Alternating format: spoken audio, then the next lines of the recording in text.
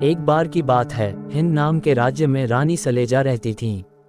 वह बहुत दुखी और उदास थीं। उनके पास सब कुछ था, लेकिन फिर भी वह हमेशा उदास रहती थीं। उनके दुख की खबर पूरे राज्य में फैल गई थी। एक रात रानी के कमरे में एक अजीब चिट्ठी आई। उस पर एक काले कौवे की मुहर थी। चिट्ठी में लिखा था, तुम्हारी सच्ची खुशी जादुई जंगल के पार है। रानी सकेजा ने सोचा, मुझे खुशी पाने के लिए इस जंगल में जाना होगा। अगले दिन सुबह वह आम लोगों की तरह कपड़े पहनकर अपने कुत्ते रॉक्स के साथ जंगल की ओर चल पड़ी। जंगल बहुत डरावना था। तीसरी रात जब रानी एक नदी के किनारे आराम कर रही थी, तो एक बूढ़ी औरत प्रकट हुई। उसने कहा, मैं जानती हूँ तुम क्या चाहती हो, लेकिन खुशी पाने का रास्ता कठिन है।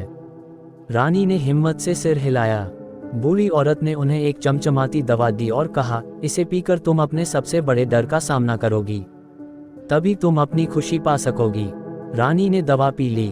अचानक वह एक बड़े हॉल में खुद को देख रही थी, जहां कई शीशे थे। हर शीशा उनके डर और दुख को दिखा रहा था।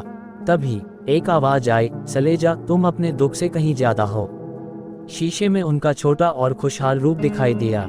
सलेजा रो पड़ी और समझ गई कि उन्हें अपने दुख को छोड़ना होगा। जैसे ही उन्होंने ये सोचा, सब कुछ बदल गया। उनके सामने एक सुनहरा पेड़ था। रानी ने उसका फल खाया और उनके अंदर खुशी फैल गई। जब वह हिंद वापस आई, तो लोग उन्हें पहचान नहीं पाए। रानी सलेजा अब खुश और हल्की थीं। उनके शासनकाल को स्वर्ण युग कहा गया, जहां उन्होंने खुशी और बुद्धिमानी से राज्य किया, और सारे राज्य के प्रजा खुशी से रहने लगे। और इस तरह दुखी और उदास रानी की कहानी हर जगह फैल गई, जो ये सिखाती है कि सच्ची खुशी हमारे डर से परे होती है।